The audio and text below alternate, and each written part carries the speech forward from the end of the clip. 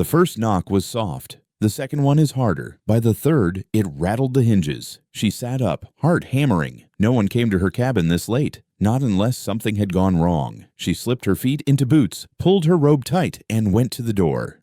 "Who is it?" Silence. Then a man's voice, low and rough. "I need a place to stay." She hesitated. She had heard that tone before, the kind carried by someone who'd walked too far and had nothing left to bargain with. She unlatched the door. A man stood there in the cold. Soot streaked down his cheek and neck. His shirt clung damp to his back, and a thin cut bled at his temple. In one hand he held a leather satchel. The other hung stiff at his side. She didn't step back. "You're hurt?" "Just a scrape." His eyes stayed on hers. "I'll be gone by morning." "You from town?" "No." He shifted his weight. "You gonna let me in?"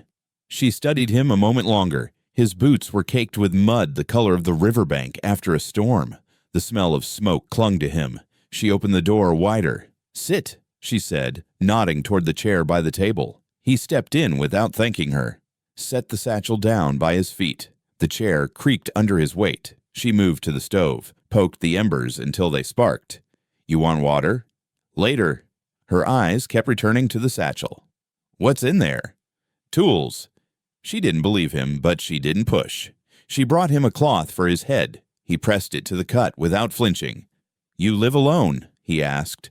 "Mostly." "Mostly?" "My brother stops by now and then." His gaze drifted past her to the mantel. 3 photographs in wooden frames sat there. She knew exactly which one had caught his attention.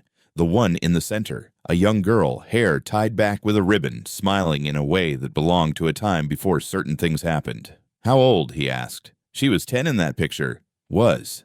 She straightened. "You ask a lot for someone bleeding in my kitchen." He looked away and studied the grain of the table. Didn't mean nothing by it. The clock ticked in the corner. Wind pressed against the walls. She poured herself coffee, not offering him any. "You got a name?" she asked. "Elias." "Is that your real name?" He looked at her then, a faint smile that wasn't warm. "It'll do for tonight." She sat across from him. "Where are you coming from, Elias?" "South of here." "That's not an answer." "Neither's your mostly." They sat in silence, the kind that weighs more than words. He leaned back, eyes flicking again to the photograph. She noticed the way his jaw tightened before he looked away. "You should sleep," she said. "Room's at the end of the hall." "I'll take the chair." She frowned. "Suit yourself." She left him there and went to her own room. But she didn't sleep. She lay in the dark, listening to the faint scrape of wood as he shifted in the chair, the creak when he leaned forward. Every sound felt sharper, like the cabin had grown smaller. Around midnight, she heard him mutter something. At first, it was too low to make out. Then she caught it. A name. Her breath caught. She sat up, straining to hear. He said it again, clear this time. Her daughter's name. She stood in the doorway to the hall. The glow from the dying fire threw his face into shadows. His eyes were closed. The hand on the satchel twitched once, then stilled. She didn't move, didn't speak. When the clock struck 1, she went back to bed without a word. But sleep never came. In the morning, the fire was low, and Elias was sitting at the table with the satchel still at his feet. "Coffee?" she asked, her voice even. "Please." She poured him a cup. I watched him take a slow sip. "You slept well," she said. "Better than I expected." "Dream much?" He glanced at her. "Why?" She shrugged, keeping her face still. "Just wondered." He set the cup down.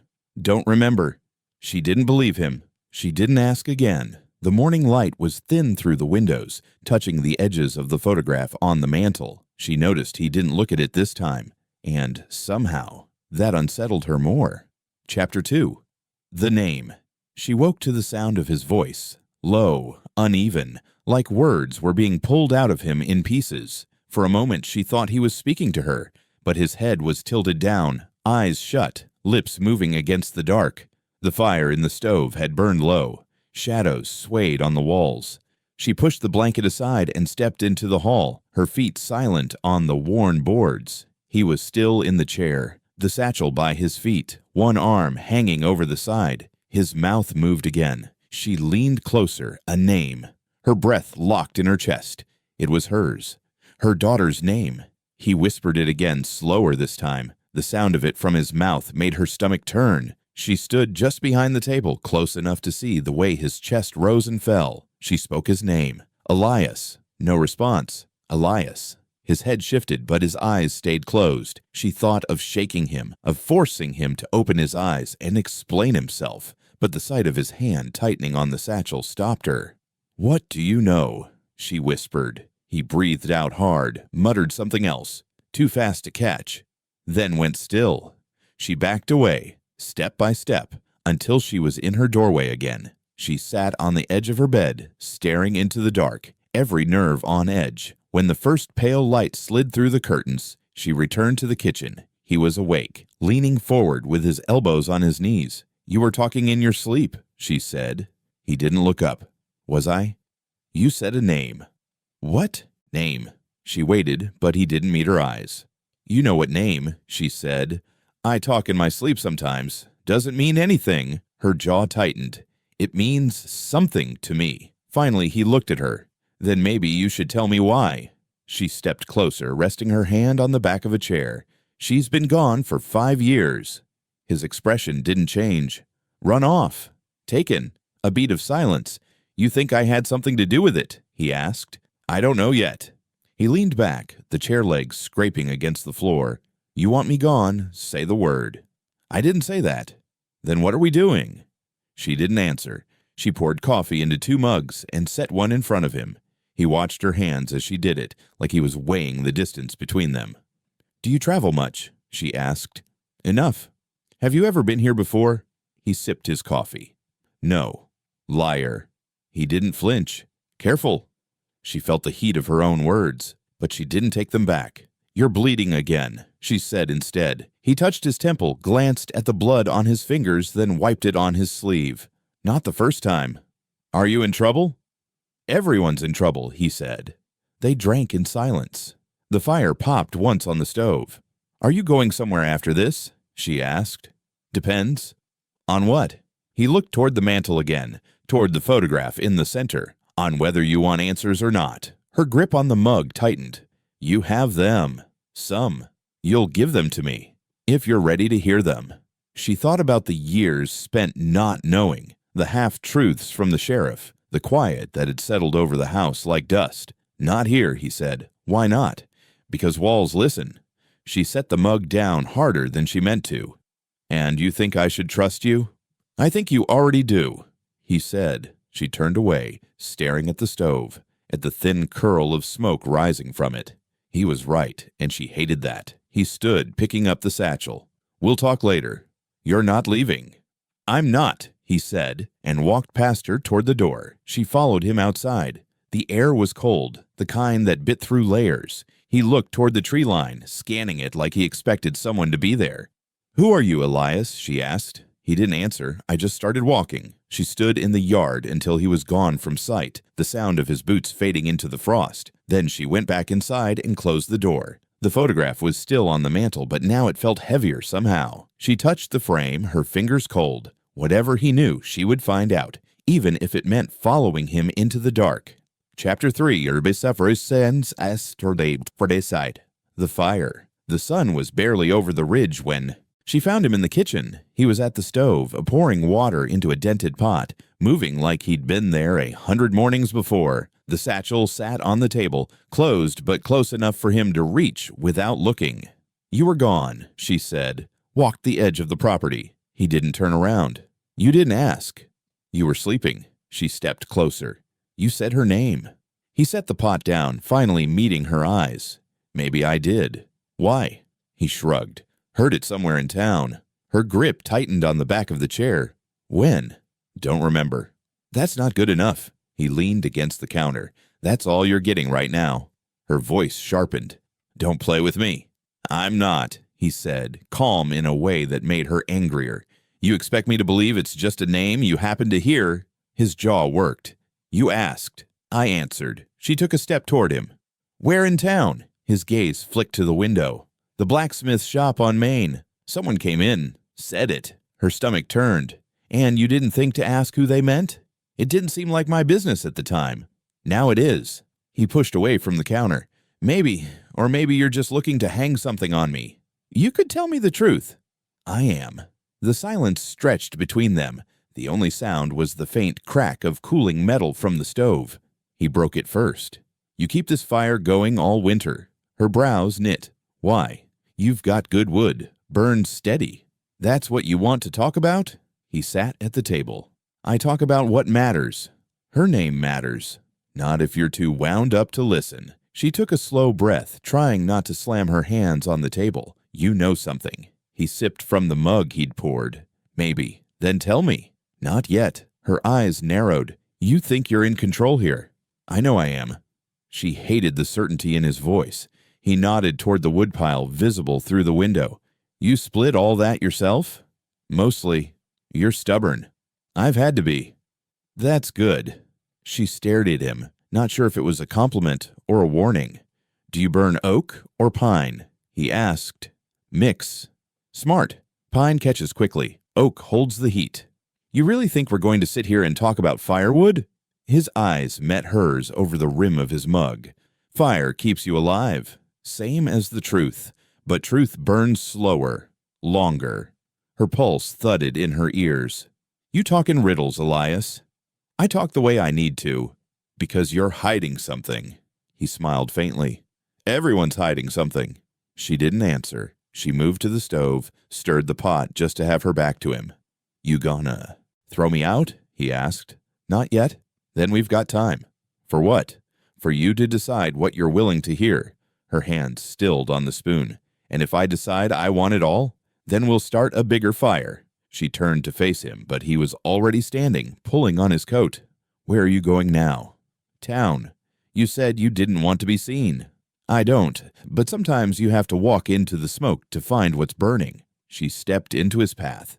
You walk out that door without telling me what you know. Don't bother coming back. He looked down at her, unreadable. You'll want me back. Her throat tightened. Don't count on it. He reached for the latch. I will. The door closed behind him with a weight that lingered. She stood in the quiet kitchen, staring at the satchel he'd left on the table. Her fingers hovered over it, but she didn't open it. Outside, the wind shifted, carrying the smell of wood smoke from somewhere far off. She added a log to the stove, watching the flames catch, thinking of how quickly fire could grow if you fed it the right way. Chapter 4. The sheriff. The sound of hooves reached her before the shape appeared on the ridge. She stepped onto the porch, pulling her shawl tight. The sheriff's horse slowed as it hit the yard, dust lifting in lazy curls around its legs. Mornin', he said, swinging one leg over and stepping down. His boots hit the ground with a weight that carried through the boards under her feet. Mornin', she answered. He tipped his hat back. Looking for a man. Blacksmith by trade. Tall, broad, dark hair. Might be traveling with a satchel. Her chest tightened. What's he done? I just need to talk to him. She kept her face still. Ain't seen him. The sheriff studied her a second longer than felt comfortable. His eyes slid past her to the cabin door. Mind if I take a look around? She shifted, blocking his path. Got nothing here worth finding. Still, not today, she said, sharper than she intended. His mouth twitched, not quite a smile. Are you always this friendly? Only when I'm visiting unannounced. He gave a slow nod, then stepped back toward his horse. If you do see him, best to let me know. I'll keep that in mind. He swung into the saddle. Stay warm, ma'am. She watched him turn the horse toward the road, the creak of leather fading as he moved off. When she stepped back inside, the air felt heavier. Elias was standing by the table, arms folded. You lied. She shut the door. I kept you out of sight. Same thing. She faced him. What does he want with you? Nothing you'd like to hear. Try me. He shook his head. You wouldn't believe it. I've believed worse. He studied her for a long moment, then said, You picked a side without knowing it. Her jaw tightened. I didn't pick anything. You kept me here. That's a choice. I just didn't want trouble in my yard. That's what you've got now. She moved toward the stove, needing the distraction of something in her hands. You gonna tell me why? Not yet. Then don't act like I owe you anything. He stepped closer, voice low. You owe me now. That sheriff will be back, and when he comes, he won't be asking as politely. She met his eyes. Then maybe you shouldn't be here. He gave a short laugh. You think he's the worst one out there? I think I know what kind of man carries trouble behind him. And I think you don't know half the game being played in this town. Her grip tightened on the wooden spoon she held. Then tell me. Later. She hated the way he kept pulling the ground out from under her, how every answer came with a wall. You could leave, she said. I could.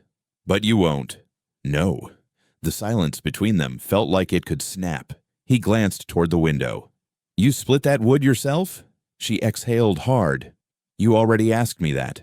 I like knowing what kind of person I'm dealing with. And what am I? Someone who doesn't scare easily. Maybe I should. Maybe, he said, picking up his satchel. She stepped between him and the door. You run. It makes you look guilty. I'm not running. What are you doing? Staying close to the only person who hasn't sold me out. Her throat tightened. You're assuming I won't. You won't, he said, brushing past her toward the hall. She stood there, staring at the closed door after he disappeared inside. Outside, the wind shifted, carrying the faint clink of the sheriff's horse bridle somewhere down the road. The room felt colder, even with the fire going. She poured herself coffee, but the taste was bitter. From down the hall, Elias's voice came, low but clear. He'll be back. She didn't answer. She just set the cup down and stared at the door, wondering if she'd just tied herself to something she couldn't undo. Chapter 5. The Photograph. The smell of frying eggs hung in the air, but neither of them spoke. She moved around the kitchen with slow, deliberate steps, keeping her back to him when she could. Elias sat at the table, shoulders forward, the satchel at his feet, like it never left his side. She set the plate down in front of him. Eat. He picked up a fork, not looking at her. Smells good. She sat across from him, hands folded tight. Didn't know if you'd still be here. I told you I wasn't running. Sheriff could be back any minute. Let him come. The scrape of his fork against the plate was the only sound for a moment. Then his eyes drifted past her to the mantel. She knew the exact second he saw it. His chewing slowed, jaw tightening just enough to notice. That's her, he asked. Her spine stiffened. Who? He nodded toward the center frame, the girl in the yellow dress. She didn't look. Why? I've seen that dress before. The words came slowly but heavy. Her pulse jumped. Where? He set the fork down, leaning back. Shed on the outskirts of the county, out past the old mill road. Her mouth felt dry. You're certain? Hard to forget. She gripped the edge of the table. When? A couple of months back. Her voice dropped. She's been gone for 5 years. He held her gaze. Then someone's been keeping her things close. The room felt smaller. The fire in the stove crackled like it was leaning in to hear. What else was there? She asked. Tools, ropes, a trunk. What was in the trunk? Didn't open it. Her eyes narrowed. Why not? Wasn't my business. It is now. He shrugged. Maybe. She wanted to shake him. You come into my house. You say her name. You tell me you've seen her dress, and now you want to act like it's nothing? I didn't say it's nothing. I said it's not simple. Nothing ever is. He studied her face for a long moment. You want me to take you there? Her breath caught. Yes. Not today. Why not? Because the sheriff's still circling. He sees us on that road. He'll know where we're headed. You're afraid of him. I'm not afraid, he said. I'm careful. She looked down at her plate, the eggs now cold. If you're lying. I'm not. She hated how steady his voice was. Yellow dress, she said, more to herself than him. He picked up the fork again, taking a slow bite. You keep that fire going all night? She frowned. Yes. Why? Keep the shadows off the walls. Her voice sharpened. What does that mean? Just that some places get darker when the flames go out. She stared at him, trying to read more than he was giving. You talk like you want me to be afraid. I want you ready. For what? He met her eyes. The shed's not empty. Her grip on the table tightened. Who? You'll see. He went back to eating, like the conversation had been nothing more than talk about the weather. She watched the lines of his face, the way his eyes never stayed on her for long, always moving. The door, the window, the satchel. You think she's alive, she said quietly. His fork paused halfway to his mouth. I think you'll want to see for yourself. She stood, her chair scraping against the floor. "We're going tonight." He shook his head. "Not tonight." "Then when?" "When it's quiet enough to hear someone breathing inside." The words sat between them, cold and heavy. She felt her heartbeat in her throat. Outside, the wind rattled the porch boards. Inside, the photograph caught the light just so the yellow of the dress faded, but still bright enough to pull at her chest. She didn't touch it. I didn't need to. The image was burned into her long before Elias walked through her door. Chapter 6. The ride. The horse shifted under her as she settled into the saddle. Elias checked the cinch on his mount and pulled the satchel strap across his shoulder. The air was damp and the road ahead looked thin. "You sure?" he asked. "No," she said. "But I'm going." "Stay close." They moved out. Hooves thudded on packed earth. The cabin shrank into the trees. "Every mile you can change your mind," he said. "I won't," he nodded. "Then you ought to know some things." "Talk." "The shed isn't just a shed," he said. "It's where debts get settled. Men bring what they owe. Men take what they want." Her hands tightened on the reins. "What debts?" "Old ones. The kind that doesn't get written down." "You owe them?" "Used to." "I paid. Why does the sheriff want you?" "Part," he said. "Part's something else." "What?" "Later." They rode under pines. "You remember the barn that burned 2 summers back?" "I do." "Set, not an accident. Same with the mill fire," he said. "Somebody cleared history." "Who?" "The men who used that shed. And you worked for them." "For a while," he said. "Too long." "Why leave?" "Because you stop sleeping right when every wind smells like smoke." They crossed a shallow creek. "You keep saying the shed," she said. "What's in it?" "Tools, ropes, a trunk, nails and coffee cans, stains on the floorboards that never washed out." "Whose stains?" "Anybody who got in the way." "The girl," she said carefully. "The one you think ran." He looked over. "You said that, not me. You told me you saw her dress." "I saw a dress like it," he said. "Yellow, dirt on the hem, folded carefully and left like a promise." "Was there blood?" "Not where the dress lay." "Where then?" "On the doorframe, on the hook by the window." "How long ago?" "A couple of months," he said. "Exactly, I can't give." "Why didn't you tell the sheriff?" "Because the sheriff was there before me." She stared. "Say that again." "He was there," Elias said. "His heel print, the way he sets the boot first, the brand on the leather. I know his walk." "You're certain?" "I am." They rode in silence. "Have you ever lost someone?" she asked. "More than one." "Did you get them back?" "Number you get pieces," he said. "Sometimes even the pieces are cut." "You think she's alive?" "I think there is a room where her name was said out loud, same as I said it, and men there thought names were things they owned." "Names aren't theirs," she said. "Not if you take them back." The road narrowed, shouldered by brush. He slowed the horses. "From here we don't talk unless we have to." "Who's there?" "2, I expect. Maybe 3. One is older, one who laughs at the wrong time." "Have you ever killed a man, Elias?" "I've kept men from hurting what didn't belong to them." "That's not an answer." "It's the one I have." She glanced at the satchel. "What's really in there?" "Tools," he said. "And proof."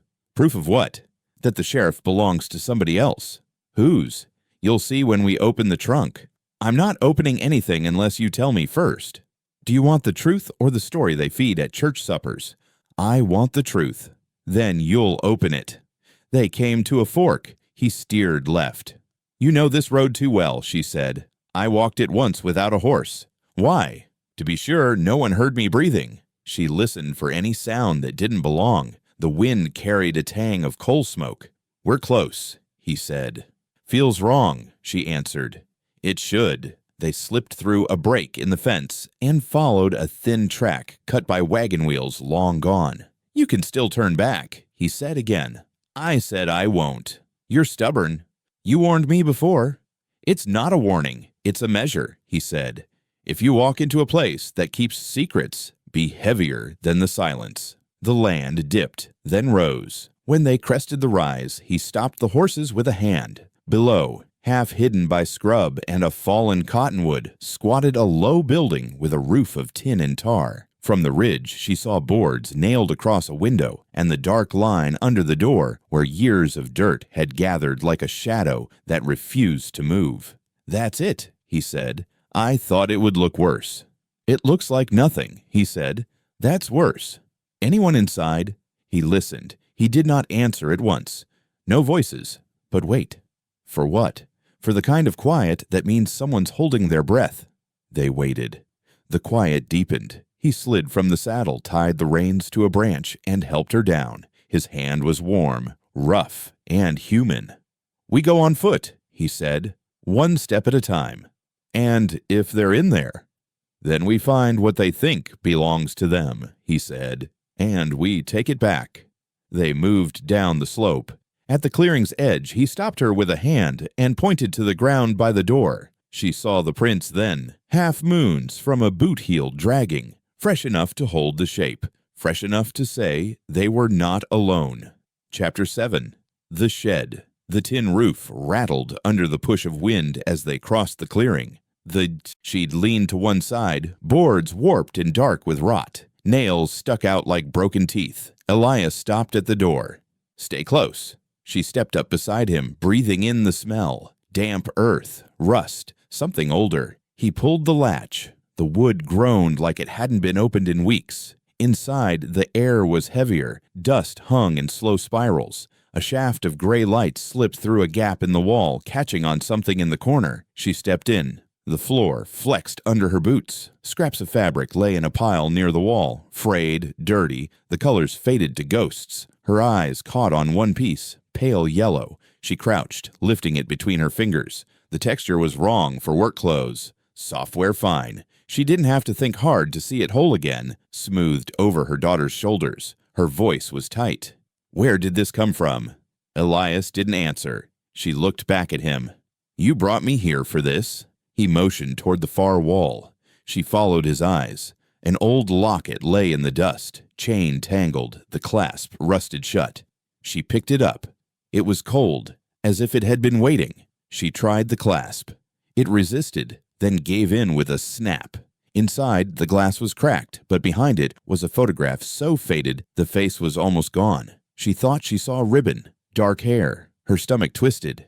This was hers. Elias stepped closer, his boots sounding heavy in the small space. She shut the locket and slipped it into her pocket. "There's more." He pointed to the floorboards near the center. She saw them then. Long, deep scratches running in uneven lines, some curved, others straight, as if made by someone trying to pull themselves forward. She knelt, running her fingertips along the grooves. The wood was splintered, rough under her skin. Her hands shook. "Who did this?" she asked. Still, he said nothing. Elias. He leaned against the wall, arms folded. His silence was louder than words. She kept tracing the marks, counting them without meaning to. Each one felt like a sentence she'd never been allowed to hear. The air in the shed seemed to thicken. She felt it pressing on her, a weight in her chest. "This is where she was," she said. Elias's eyes stayed on her. Her hands dropped to her knees. She looked around, searching for something else. Anything else. A bucket rusted through, an overturned stool, a rope frayed at both ends. She swallowed hard. "Why isn't she here now?" "You already know," he said finally. Her throat burned. "I want to hear you say it." "She's gone." The words felt like a door slamming shut. She stood, brushing dust from her palms. The scraps of fabric lay where she'd left them, unmoving, unclaimed. "Who took her?" "That's the wrong question," he said. "What's the right one?" "Who kept her?" She stared at him. "And?" He didn't answer.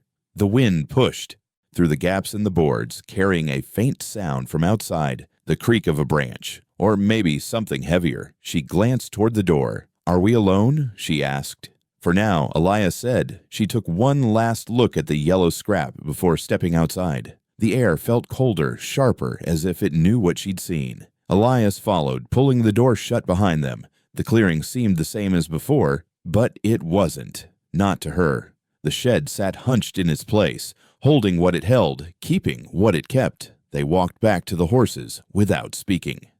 Chapter 8. The letter. They reached the horses, and she thought he'd mount and ride. Instead, Elias set the satchel on the ground, kneeling beside it. He unbuckled the flap with slow, deliberate motions, as if he wasn't sure he wanted to go through with whatever came next. "You've been carrying that everywhere," she said. "Some things you don't leave behind." He dug through the satchel, shifting tools, a coil of thin rope, and a wrapped cloth bundle. From the bottom, he pulled out a folded piece of paper, its edges smudged black, like it had been pulled from the edge of a fire. "What's that?" He didn't answer right away. He held it in his hands, his thumbs rubbing at the soot like he was trying to clean it without tearing it. Then he looked up at her. "It's for you." Her stomach tightened. "From who?" He handed it over. She took it carefully, the paper brittle, faintly smelling of smoke. When she turned it, her breath caught. Her name was written across the front in her daughter's handwriting. Her voice was almost a whisper. "This isn't possible." "It's dated," Elias said. "Look inside." She unfolded it. The paper creaked. The date at the top was clear. 3 weeks after the day her daughter vanished. She scanned the first lines, her pulse quickening.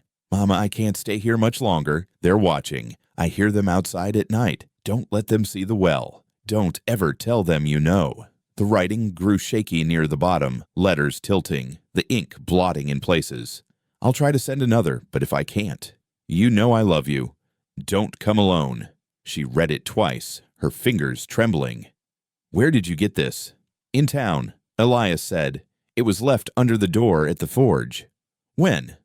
"Month back." "You kept it from me?" "I needed to be sure it was real." Her head snapped up. "And is it?" "I've seen enough of your girl's hand to know it's hers." Tears burned at her eyes, but she blinked them back. "Well," she said, "what's she talking about?" "You tell me," he said. "I don't know." "Think harder." Her mind searched the past, pulling up images of the old stone well on the far side of the property, the one they hadn't used in years. "It's dry," she said. "That doesn't mean—" "Empty." Her voice dropped. "You think they put her there?" "I think she thought they might." The paper felt heavier in her hands. She folded it, slipped it into her coat pocket. "Why give this to me now?" "Because you've seen the shed," Elias said. "You know it's not just stories anymore." She stared at him. "What else are you holding back?" "Enough to keep you alive if you listen." "And if I don't?" "You'll wish you had." She stepped closer. "Who's they?" "Same ones who use that shed. Same ones the sheriff answers to." Her jaw tightened. "You're saying the sheriff's in on this." "I'm saying nothing happens out here without him knowing." The wind moved through the trees, rustling dead leaves along the ground. She glanced toward the road, half expecting to see dust rising. "I want to see the well," she said. Elias shook his head. "Not yet." "You think I'm waiting?" "You will if you want to walk away from it." She met his eyes, unflinching. "You think I scare easily." "I think you don't know what you're walking into." "Then tell me." "Not here." He looked past her to the shed. "We've been here too long." She took the reins of her horse, mounting it with the letter still in her pocket. Elias swung up onto his own, the satchel back in place. As they rode away, she kept her hand against the folded paper, feeling the faint ridges of her daughter's writing through the coat. The words burned in her mind. Don't let them see the well. She didn't know what waited there, but she knew now that her daughter had been alive long enough to write it. That knowledge was both a blade and a weight. Elias didn't speak again until the shed was out of sight. "When we go there," he said, "you'll have to decide what matters more, finding her or making it out alive." She didn't answer. The only thing she knew for certain was that she would not leave that well unseen. Chapter 9. The Well. They left the horses tied at the edge of the pines and went in on foot. The trees closed around them, branches low enough to brush her shoulders. The air grew cooler the deeper they walked, the light dimming until it felt like late evening. "You've been here before," she said. "Once," Elias replied. "Long time ago." The path narrowed to little more than a trail of flattened leaves. She had to watch her footing, roots pushing up like bones beneath the soil. "How far?" "Close." They moved in silence after that, the woods absorbing sound. Even their steps seemed quieter here, muffled by the damp earth. She began to notice a smell, not rot exactly, but something stale and old, like air trapped too long underground. Elias pushed through a tangle of undergrowth, and there it was. The well sat in a shallow clearing, almost hidden under a mat of vines. Thick boards lay across the top, nailed together in a crude lattice. Moss crept along the edges, the wood gone soft with age. "This is it?" she asked. He nodded. "Don't let the look fool you. It goes deep." They stepped closer. The ground around it was uneven, scattered with stones and scraps of fallen bark. He put a boot on one of the boards and pressed down. It groaned under the weight, the sound echoing faintly from below. "Solid enough to hold," he said, "but not forever." She crouched, running her hand over the mossy surface. "Why cover it?" "To keep things out. Or in." His eyes met hers. "Sometimes both." She straightened. "You said she left something here." "I think she did," he said.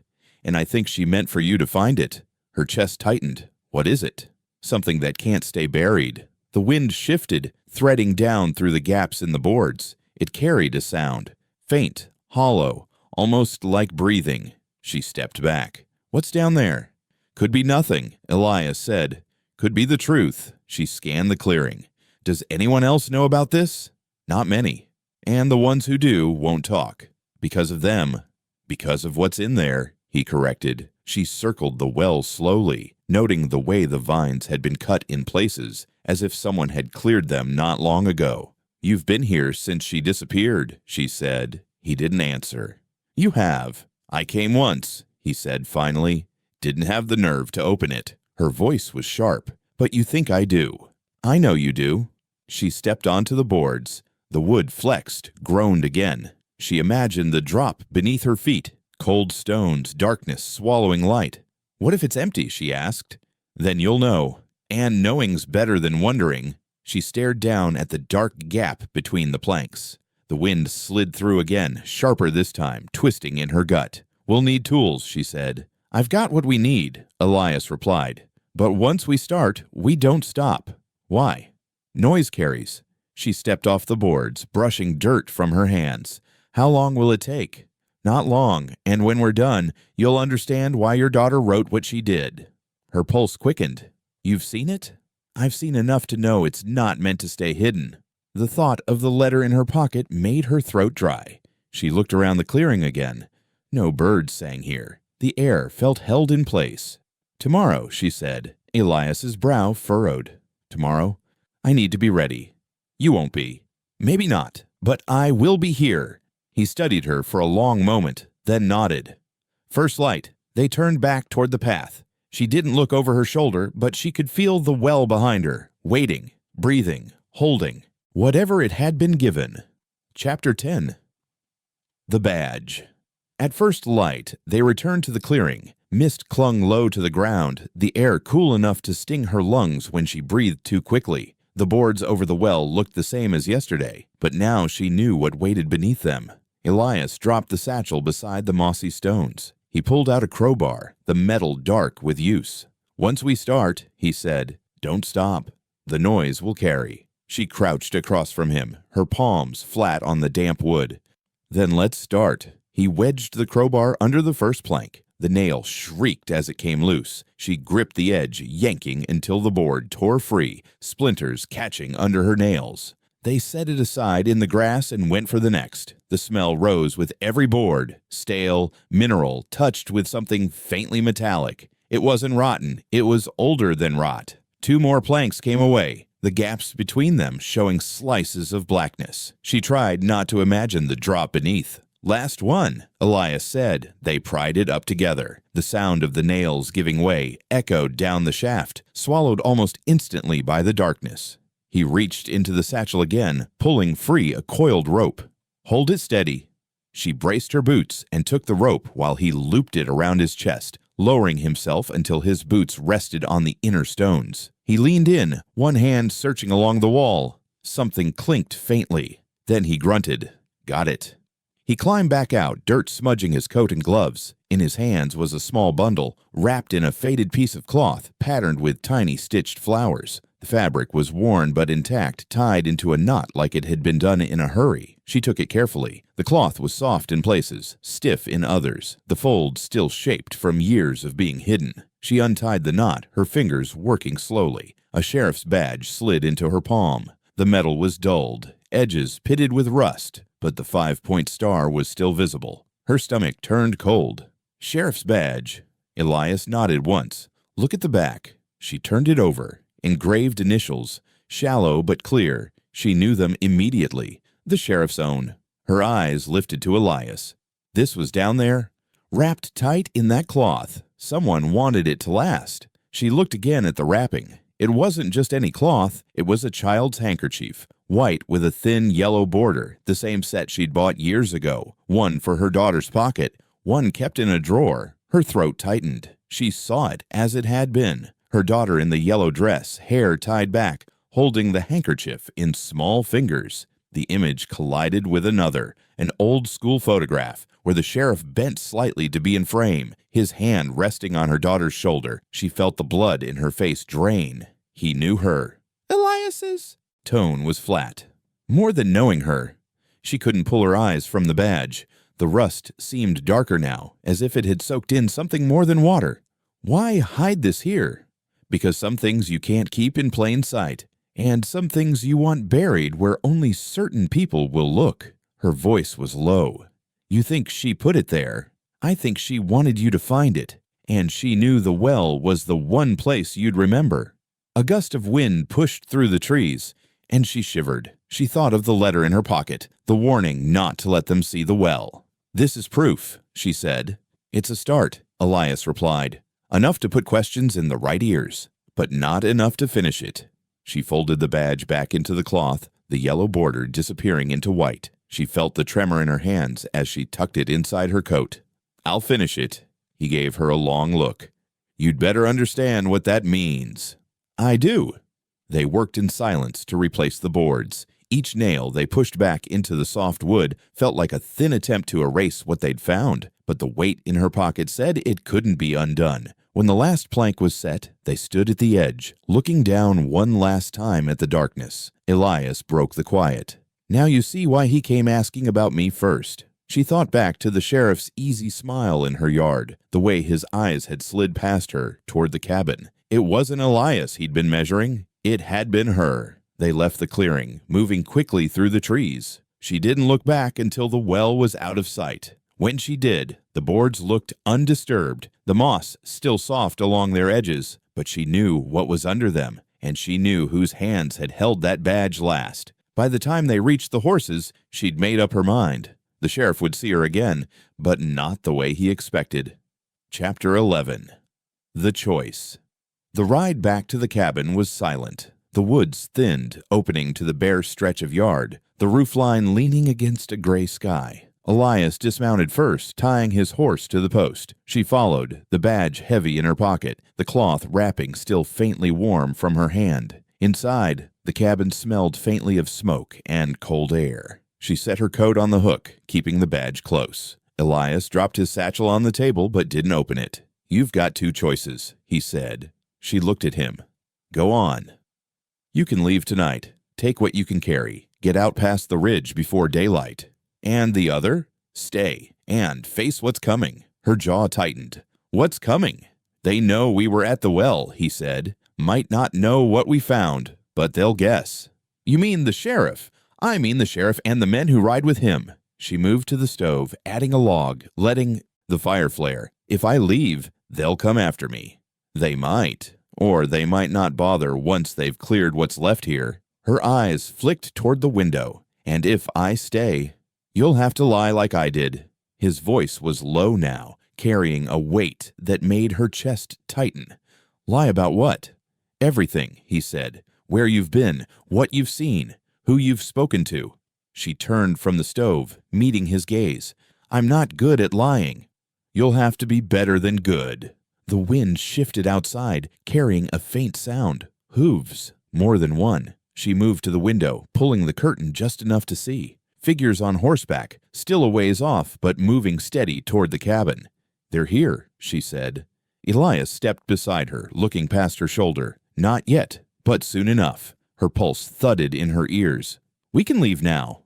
Too late for that, he said. We'd meet them on the road. She let the curtain fall. Then we wait? We wait. The sound of the horses grew clearer, leather creaking, a low murmur of voices. Elias sat at the table, leaning back in his chair, his hands loose but ready. What will you tell them? She asked. What we agreed to. We didn't agree on anything. He gave a small smile. Then you'd better listen closely. He laid it out in a few words. Where he'd been, why he'd come. Nothing about the well, nothing about the badge. If they asked about her, she was to say he'd come for work. Nothing more. And if they press, she asked, you hold your ground. The hoofbeats slowed outside, stopping just beyond the porch. Boots hit the ground. She heard at least 3 pairs. Elias leaned forward. One more thing. What? Don't let them see you're afraid. She nodded, though her throat was dry. A fist pounded on the door. Elias rose, glanced at her once, then opened it. The sheriff stood there, his hat low, 2 men behind him. Their eyes slid past Elias into the cabin. Morning, the sheriff said. Morning, Elias replied. The sheriff's gaze moved to her. Ma'am. She forced a nod. Sheriff? We're looking for a man, the sheriff said.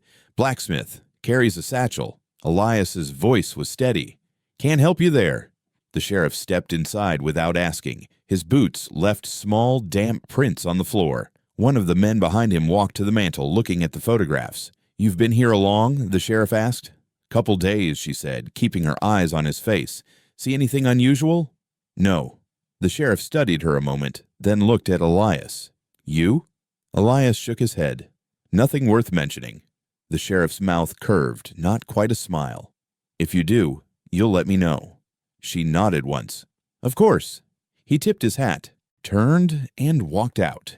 The others followed. When the sound of hoofbeats faded, Elias shut the door. You lied, she said. So did you, he replied. She exhaled slowly, the tightness in her chest easing just enough to feel it. But outside, the yard still felt like it held their presence, like the hoof prints in the dirt wouldn't fade anytime soon.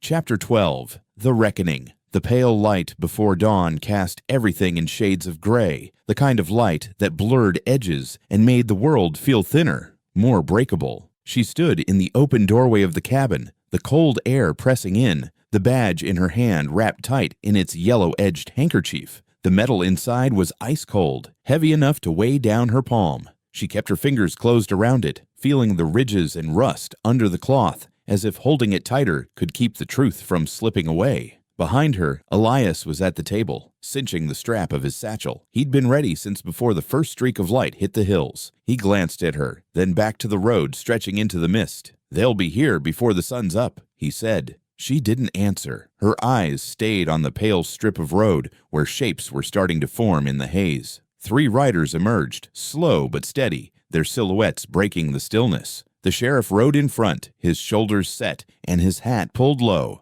The 2 men behind him kept close, the dark shapes of rifles across their saddles. The muffled thud of hooves carried through the frozen air, each step bringing them closer. Elias stepped forward until he was between her and the porch steps.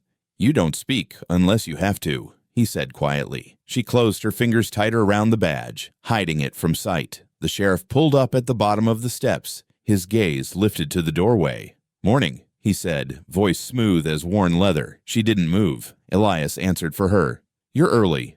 The sheriff's lips curved, not quite a smile. Figured we'd settle things before the day got going. His eyes slid past Elias to her. Ma'am.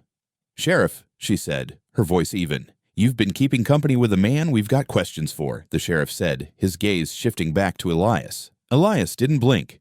You've been asking those questions for days. Maybe it's time you try answering 1 or 2. The sheriff's eyes narrowed. Step aside. No. One of the men behind him swung down from his saddle, boots hitting the frosted ground. The second followed, his hand brushing the stock of his rifle. You're making this harder than it needs to be, the sheriff said. Hard's the only way it ends, Elias said, his voice low, flat. The sheriff gave a sharp nod, and the 2 men started up the steps. Elias moved first. His left hand caught the coat of the nearest man, yanking him forward. A quick, brutal punch to the ribs made the man double over with a grunt. Elias shoved him backward, sending him stumbling into the yard. The second came in fast, swinging the rifle like a club. Elias ducked under it, driving his shoulder into the man's chest. The impact knocked him off his feet, the rifle clattering against the porch rail before hitting the ground. The sheriff's hand went to his sidearm, drawing it in one smooth motion. She stepped forward before he could aim, the wrapped badge striking hard against his wrist. The sudden move jolted his hand, the gun slipping from his grip and landing in the dirt. The cloth tore as the badge spilled free, catching the weak light. It lay on the porch boards between them, rusted edges, dull star, and those engraved initials staring back. Her voice cut through the cold air. "I know what you did."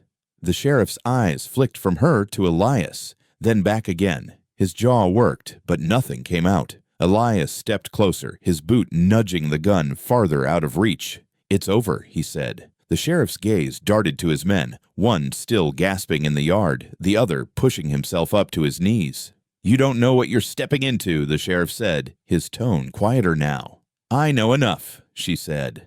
Elias leaned in just enough for his voice to reach the sheriff's ear. Whatever he said made the color drain from the man's face. Without another word, the sheriff backed toward his horse. He mounted in one motion, pulling the reins tight. His men followed, both slower, moving like their bodies ached from the exchange. They turned down the road, hooves fading into the mist. She bent, picking up the badge from the boards. The cold metal sat heavy in her palm. She wrapped it again in the torn cloth, the yellow edge stained with frost and dirt. Elias stood beside her, watching the riders disappear.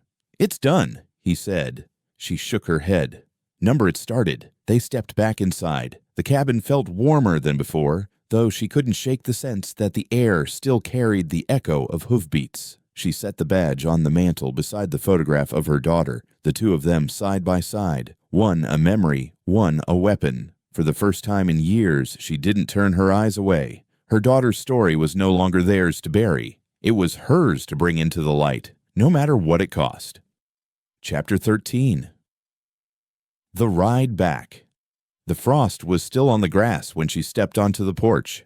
The air smelled of wet earth and the sharp tang of cold iron, the kind of air that felt like it carried the echo of everything that had just happened. The sheriff's hoofprints were still pressed deep into the dirt of the yard, the turning marks gouged into the ground where his horse had pivoted hard toward the road. She stared at them for a long moment before looking up. Elias was by the hitching post, tightening the strap on his satchel. His horse shifted under him, snorting white breath into the morning. He'd been ready before the first color hit the horizon. "You're leaving," she said. "I'm riding out," he answered without looking at her. "Same thing." His hands kept working the leather, steady, deliberate. "You think the sheriff just rides off and lets this lie?" "No," she said. "I think he'll come back, and I think he won't be alone. That's why we don't wait here for him." She stepped down off the porch, her boots crunching frost. "We," she said. "I mean me," he corrected. She took another step toward him. "You think I'm going to stay here, pretending none of this happened? That's exactly what they'll want you to do. They'll call it safer. They'll tell you it's over.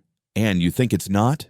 I know it's not. Safety's just the word they use before they take the rest of what you've got." Her gaze shifted to the road, the mist clinging in low pockets. "Where will you go?"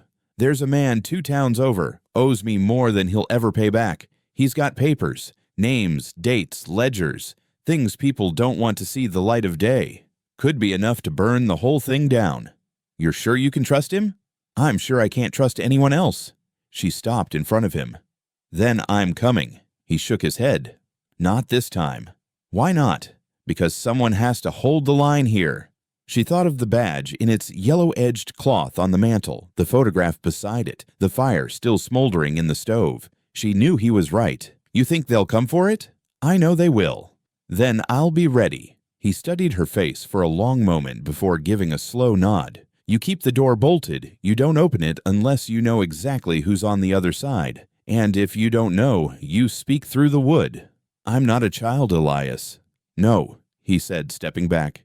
"You're the reason I'm not already dead." He swung into the saddle, adjusting the satchel so it sat across his back. The leather creaked. His horse pawed at the ground, impatient. He didn't say goodbye. He just tugged the reins and started down the road, his figure fading into the mist until she couldn't tell where he ended and the gray morning began. She went back inside and bolted the door. The cabin felt both too small and too empty without him. The fire had burned low, so she added 2 logs, watching the flames flare. She poured herself coffee, but the first sip went cold in her mouth. The hours stretched. She mended a tear in her coat, checked the rifle by the door, swept the floor twice. Still, her mind kept drifting to the way the sheriff's face had looked when the badge had hit the porch boards, stripped of its easy smile. The truth plain for a moment before he'd turned away. By afternoon, the sky had darkened again, heavy clouds rolling in low. She stood at the window, the road empty, the wind dragging thin trails of dust across it. She had the uneasy feeling of being watched, though the yard lay still. It was near dusk when the knock came, sharp,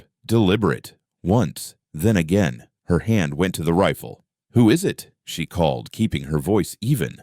A pause, then a voice she didn't know. "Just want to ask you something, ma'am." "About what?" "About a man came through here. Blacksmith. Carries a satchel."